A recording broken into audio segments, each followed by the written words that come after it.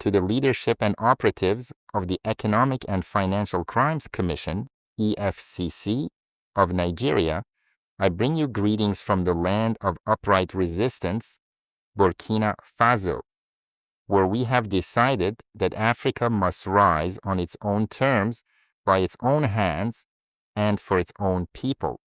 I speak to you today not to interfere in your sovereign duties, but to remind you of something greater than any office or title, the responsibility we all share to defend the dignity of the African citizen.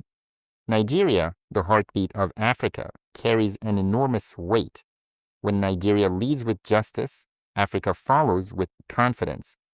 But when Nigeria misplaces its focus, the continent feels the imbalance.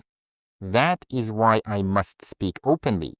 Day after day, I see videos and hear stories of young Nigerians, men and women full of talent and potential, being profiled, dragged out of their cars, labeled criminals before any evidence is seen.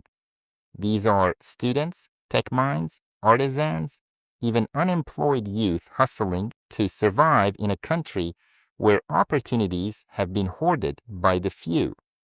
Is this justice? Is this your mandate? Why does it seem easier to storm the homes of the poor than to investigate the mansions of ex-governors?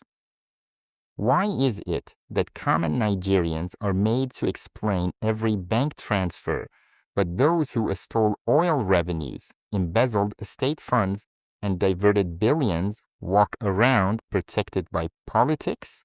Let me say it clearly. The youth are not your enemies. Poverty is not a crime. Hustling for survival in a broken economy is not corruption.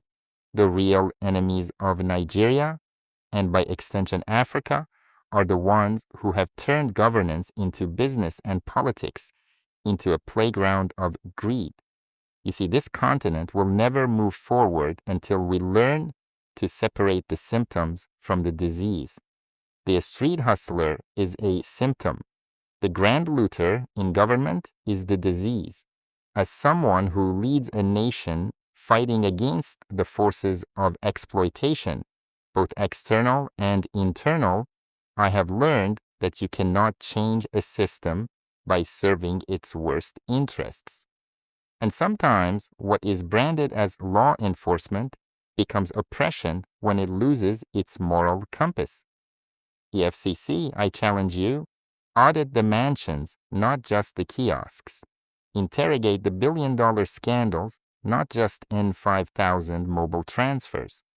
Protect the builders of tomorrow, not the destroyers of yesterday. Do not allow yourselves to become instruments of intimidation for corrupt political elites. Your mission must not be guided by media optics or selective enforcement. Let your investigations climb high, not just hover low. Let your focus shift from the hungry to the greedy. Africa is in a fragile season. Our people are waking up. A new generation of Africans is emerging. Bold, digital, creative, and unafraid. They don't want handouts. They want fair systems. They want the freedom to create, to build, to breathe. The world sees us only through the lens of fraud and conflict because those who should protect our image are busy attacking the wrong people. Change that narrative. Show the world that Nigeria can protect its future, not destroy it. I speak as a brother, as one who believes that your job is essential but must be reformed. If we are to build the Africa we dream of, free from colonial chains, economic slavery, and internal betrayal, then we must cleanse our justice systems. And that starts by treating the poor with dignity and holding the powerful accountable. Remember this: history will not remember how many phones you seized or how many bank accounts you froze. It will remember whether you helped liberate the African people or helped suppress them. We, the young leaders of Africa, are not here to play politics.